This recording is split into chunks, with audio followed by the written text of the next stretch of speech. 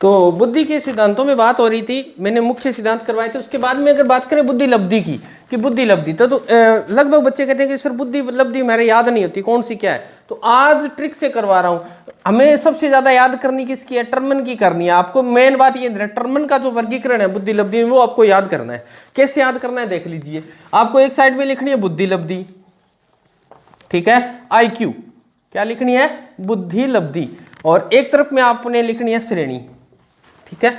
अब बुद्धि लब्धि में आपको सिर्फ ये ध्यान रखना है कि मैं जैसे लिख रहा हूं वैसी की वैसी याद करनी है। तो नंबर देखो, एक तो लिख लो 25, ठीक है, फिर दोबारा लिखो 25, 25 और 25 कितने होते हैं? 50, ठीक है। फिर एक कदम छोड़ दो 60 का, फिर लिख लो 70, फिर लिख लो 80, फिर लिख लो 90। अब 100 का कदम छोड़ दो, फिर लिख दो 110, फिर लिख दो 120, फिर एक कदम छोड़ दो, फिर लिख दो 140।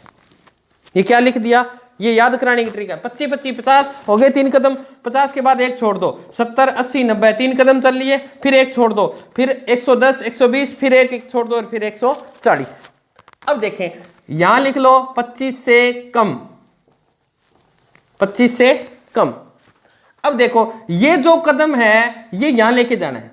ये कदम है 50, 50 से पहले क्या आता है? 49 हो गया। अब ये जो कदम है ये यहां लेके जाओ, इससे पहले वाला कौन सा है? 69, ठीक है। अब ये कदम है ये यहां लेके जाओ, इससे एक कम 79, ठीक है। फिर इससे एक कम कितना हो जाएगा? 89। अब इससे एक कम क्या हो जाएगा? 109। फिर इससे एक कम 119, फिर इससे एक कम कितना हो जाएगा? 39। और इससे आगे लिख दो से अधिक। ये लीजिए, क्या याद नहीं होता भाई? याद करने का तरीका नहीं है। याद हो गया ना? ये लाइन याद करनी है बस, और कुछ नहीं करना। फिर आप कदम उठाते जाओ, फिर ये ऊपर लिख दो कम और नीचे नीचे लिख दो अधिक। बस इसको उल्टी के हुए सारणी को अपने को ट्रिक से याद करनी है। तो यहाँ 25 हो गया, फिर 25 से क्या कम थी, यहाँ 0 आ जाएगा। फिर 25, ये कितने कदम थे? 50, इससे कम यहाँ लिख दो, टेढ़ा चलना है। 70, यहाँ 69 लिख दो, यहाँ 80 है, यहाँ 79 लिख दो। तो ये आपके 9 चरण है। अब इनमें इनको क्या कहा जाता है? तो एक ट्रिक है। ट्रिक क्या है कि देखो, नीम ऐसे याद कर लो। सॉरी, आप जानते हो जम्मू, जानते हो सभी, जम्मू से बीएड करके आए, ऐसे लिख लो इसको। जम्मू में क्या ज्यादा है? नीम ज्यादा है। बस इतना याद करो पहले। जम्मू में क्या ज्यादा है? पहाड़ी, नीम बहुत ज्यादा है। तो इस जैसे याद करो, पहला हो जाएगा जैसे जड़ बुद्धि। क्या कहलाएगा? जड़ बुद्धि। फिर मैं, ठीक है, मैं के बाद लिख लो मूढ़ बुद्धि, ठीक है। फिर मुंह, ठीक है, मूर्ख, सॉरी यहां आएगा क्या? मूर्ख, ठीक है। फिर नी से लिख दो निर्बल। फिर आ गया मैं, नीम बहुत ज्यादा है तो यानी मंद बुद्धि। जो वर्गीकरण है ये क्या है? सामान्य है। इसकी भी ट्रिक है अपने पास। ये क्या है? सामान्य बुद्धि है। फिर सामान्य के बाद की बात करें, सामान्य बुद्धि के बाद आती है आपकी तीव्र बुद्धि, या इसे बोल सकते हैं श्रेष्ठ। क्या बोल सकते हैं? श्रेष्ठ, ठीक है। फिर उसके बाद की बात करें, फिर ये हो जाएगा, ये श्रेष्ठ है तो ये क्या हो जाएगा? अति श्रेष्ठ, ठीक है। या इसे बोल सकते हो प्रखर बुद्धि। और फिर इसके बाद की बात करें तो ये प्रतिभाशाली। यही तो है। तो इसको ऐसे याद कर सकते हो कि जम्मू में नीम क्या है? बहुत ज्यादा है। जैसे मेरे सासरे में, सासरे ऐसे याद कर लो, सासरे में, ठीक है। मेरे जो सासरा है ना, वहां सारे दिन क्या होती है? प्र होती है। ये लो, ऐसे याद कर लो। अब सा से याद हो जाएगा सामान्य बुद्धि, श्रेय से याद होगा श्रेष्ठ बुद्धि, और प्र से प्रखर बुद्धि, और प्र से प्रतिभाशाली। क्या दिक्कत होगी? तो ये ट्रिक से भी याद कर सकते हो कि जम्मू में नीम बहुत ज्यादा है, जैसे मेरे सासरे में क्या है? प्र है, सारा दिन प्र होती रहती है। ऐसे याद कर सकते हो आप इसे, ठीक है। तो अब देखिए जड़ बुद्धि है, तो इसका वर्गीकरण देखें तो ये है 25 से कम के जो बालक हैं वो क्या है? जड़ बुद्धि है। फिर 25 से 39 के जो बालक हैं, 49 के बालक हैं, वो क्या कहलाते हैं? मूढ़ बुद्धि कहलाते हैं, ठीक है। फिर अगर इसकी बात करें 50 से 69, इसे मूर्ख भी बोलते हैं, इसे अल्प बुद्धि भी बोलते हैं, अल्प बुद्धि। और ध्यान रखना मनोविज्ञान ये कहता है कि IQ लेवल 50 से कम के बालकों को पढ़ाना बहुत ही मुश्किल है, क्योंकि उनका मानसिक विकास नहीं है। उन्हें सिर्फ हस्त कौशल का ज्ञान दिया जाना चाहिए, उन्हें अंग्रेजी के शब्द नहीं रटाने चाहिए, उन्हें हस्त कौशल का, ताकि वो अपना जीवन निर्वाह कर सके। तो ये भी प्रश्न पूछा गया है कि कितनी लेवल से कम IQ लेवल के बच्चों को पढ़ाना संभव नहीं है। तो ध्यान रखना 50, ध्यान रखना यहां तक के बालकों को, ऊपर के बालकों को सिर्फ हस्त कौशल का ज्ञान दिया जाता है। ठीक है, फिर उसके बाद में है 79 वाले का एक नाम है क्षीण बुद्धि, है ना, निर्बल कह दो चाहे क्षीण कह दो एक ही बात है। फिर आप क्या देंगे, मंद बुद्धि, या आप इन्हें बोल सकते हो मंद बुद्धि बोल दो, पिछड़े बालक बोल दो, पिछड़ी बुद्धि के बालक होते हैं ये। इन्हें थोड़ा सा ज्ञान देने के बाद ये बालक सामान्य क्रिया करना प्रारंभ कर देते हैं। फिर 90 से 109 के सामान्य बालक, ये तो कोई इसको नाम लिखना चाहो तो औसत लिख सकते हो, औसत बुद्धि यही होती है। ठीक है, फिर ये मैंने नाम लिख दिए, तीव्र बुद्धि कह दो, श्रेष्ठ बुद्धि कह दो, ठीक है, फिर अति श्रेष्ठ कह दो, प्रखर बुद्धि कह दो, और ये प्रतिभाशाली। तो ये टर्मन का वर्गीकरण था। ठीक है ना, और टर्मन के वर्गीकरण की बात करूं तो ये आपको याद रखना है, ये ट्रिक याद रह जाएगी। इधर वाला 25 25 50 70 80 90, फिर एक छोड़ दो, 100 छोड़ना है, 110 120, एक छोड़ के 140। दोबारा देखेंगे, एक नहीं 2 बार देख रहे, अपने हाथ से बनाना इनको, फिर आपको याद हो जाएगी, गारंटी है मेरी। आपको याद क्यों नहीं होगी? अब कुछ 2-3 शब्द आते हैं, 2-3 शब्द आते हैं, अब वो शब्दों के अंतर्गत भी। तो बेसल जो एज है वो क्या होता है कि जिस आयु,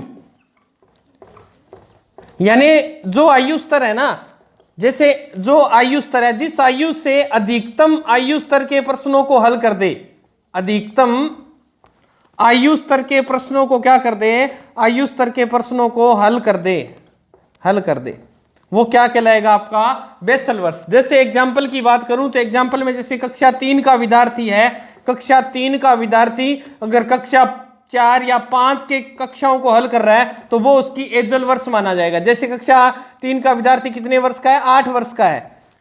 ठीक है ना, कक्षा 3 का विद्यार्थी कितने का हो गया, 8 वर्ष का हो गया। जैसे 5 जोड़े हैं मैंने, 5 जोड़े। परंतु अगर वो कक्षा 3 के प्रश्नों को तो हल कर ही रहा है और कक्षा 5 के प्रश्नों को भी हल कर रहा है, तो उसकी बेसल जो एज है वो क्या मानी जाएगी, 5 और 5 10 वर्ष मानी जाएगी। तो ध्यान रखना, उसकी मानसिक आयु क्या मानी जाएगी, 10 वर्ष मानी जाएगी। वही क्या कहलाता है, बेसल वर्ष कहलाता है। ध्यान रखना है। फिर टर्मिनल वर्ष क्या कहलाता है, तो यानी जिस आयु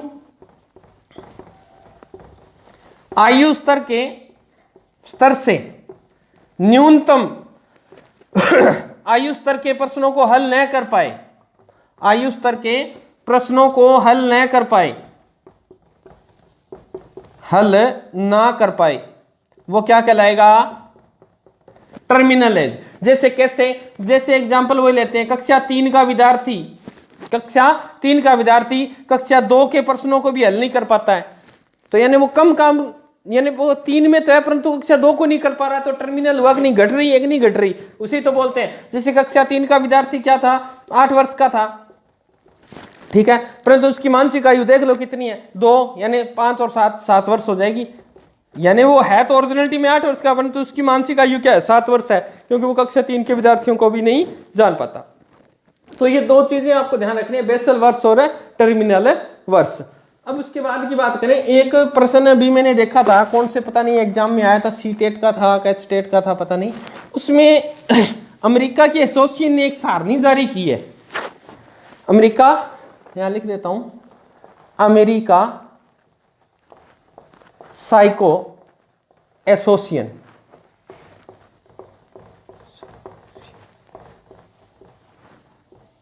सारणी, इन्होंने सारणी जारी की है कि भारत या कोई भी विश्व है वहां पर इस लेवल से कितने बालक हैं, इस लेवल से IQ लेवल से संबंधित कितने बालक हैं, उन बालकों की सारणी आपको याद करनी है। यहां पे लिख रहा हूं श्रेणी,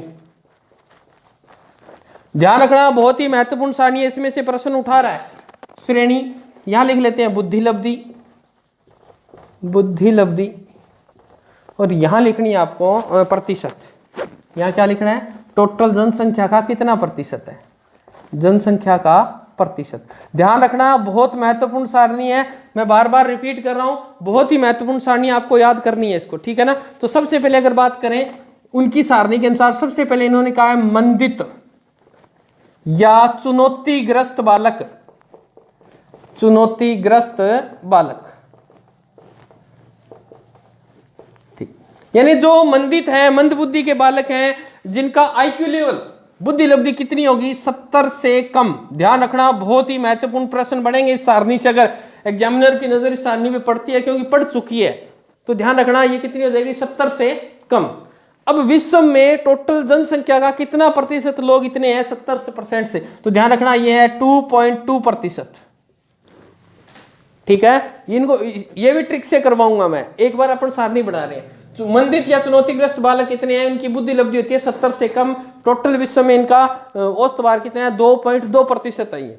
ठीक है, उसके बाद की बात करें, उसके बाद में है नंबर 2 पे, क्योंकि मुझे सारणी वैसे की वैसे करवानी है आपको, सीमावर्ती, सीमावर्ती।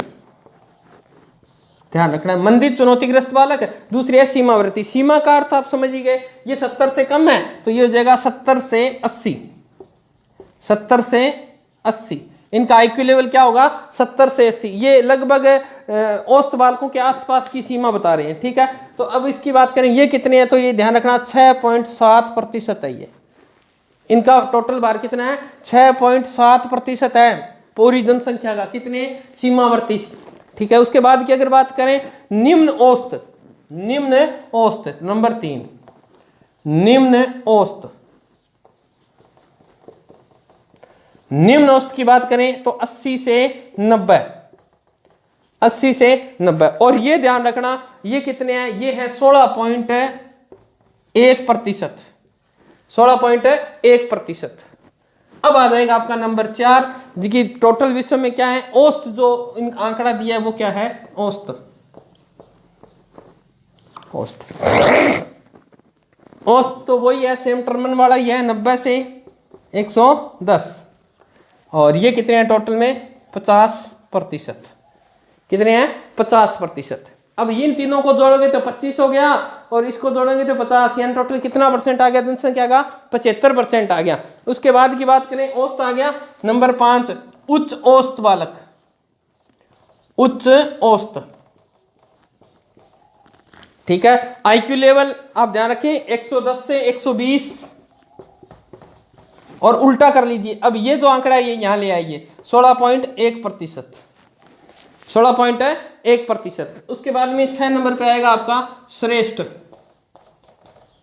ठीक है, आईक्यू लेवल 120 से 130, आईक्यू लेवल 120 से 130। और ये जो आंकड़ा है ये कहां जाएगा, यहां जाएगा 6.7%। ठीक है, और लास्ट में आपका 7 नंबर हो जाएगा अति श्रेष्ठ, यानी प्रतिभाशाली, अति श्रेष्ठ। और ये आपको पता ही है 130 से अधिक कह सकते हो, 130 से ऊपर जो भी है, 130 से अधिक। और ये कितना है, तो ये ऊपर ऊपर वाला आंकड़ा यहां ले आओ, 2.2%। तो ध्यान रखना है, ये सारणी बहुत महत्वपूर्ण है। अब इसको कैसे याद करना है, दोबारा करवा देता हूं। ये ध्यान रखना है कि 2.2 और ये तीनों 25 होते हैं, टोटल इनका कितना हो गया, 25%। इनको उल्टा करना है 50 के बाद में, ये यहां आ गया, ये देखो, और ये यहां आ गया, और ये यहां आ गया। अब ये पूछ सकता है कि प्रतिभाशाली बालक, देखो ये अतिश्रेष्ठ और मंदित चुनौतीग्रस्त बालक कितने परसेंट है, दोनों का ध्यान रखना है, 2.2 और 2.2, यानी 4.4 ही है। जितने समझदार है उतने क्या है, बेवकूफ हैं, ऐसे याद कर सकते हो। अब देखो फिर उसके मंदित के बाद में आ गया, मंदी चल रही है कहां पर, ये ऐसे याद कर सकते हो कि मंदी चल रही है कहां पर, सीमा पर, सीमा पर सबसे ज्यादा मंदी रहती है। तो ये कितने, 70 से 80, ये आंकड़ा आपको याद करना है। ये कितने हैं, 6.7, और ये देखो श्रेष्ठ, और 6.7। तो इसको ऐसे याद कर सकते हो कि सीमा पर जो श्रेष्ठ लोग हैं वो कितने हैं, 6-7 ही हैं। कितने हैं, 6-7 ही हैं। इसको ट्रिक से याद कर सकते हैं। फिर है निम्न, निम्न औसत कितना था, 16.1। अब निम्न के साथ कौन सा मैच कर रहा है, ये देखिए, ये कर रहा है उच्च औसत। निम्न और उच्च ऐसे याद कर लो, अपोजिट, ऊंचा नीचा, ऊंचा नीचा, ऊंचा नीचा कितना है, 16.1। ये देखो 16.1 ऐसे याद, और सामान्य सबके याद ही रहता है 50%। तो ये बात आपको, ये इन तीनों का कितना हो गया, 25%। 25 कितने हो गए, 50, और 50 और 50 100। तो ये थे, इसके अंदर मेरे को ये लगा कि ये मुझे करवाने चाहिए। तो ये सारणी आपको मुख्य रूप से याद करनी, क्योंकि एग्जामिनर की नई नजर पड़ी है इस पे, और ये अमेरिका साइको एसोसिएशन द्वारा जारी की गई है। तो ये सारणी आप पूरी अच्छी तरह से याद करेंगे। ठीक है, मिलते हैं दोस्तों नेक्स्ट वीडियो में। तब तक अपने आप को स्वस्थ रखें, पढ़ाई को सुचारू रूप से जारी रखें। जय भारत, जय राजस्थान।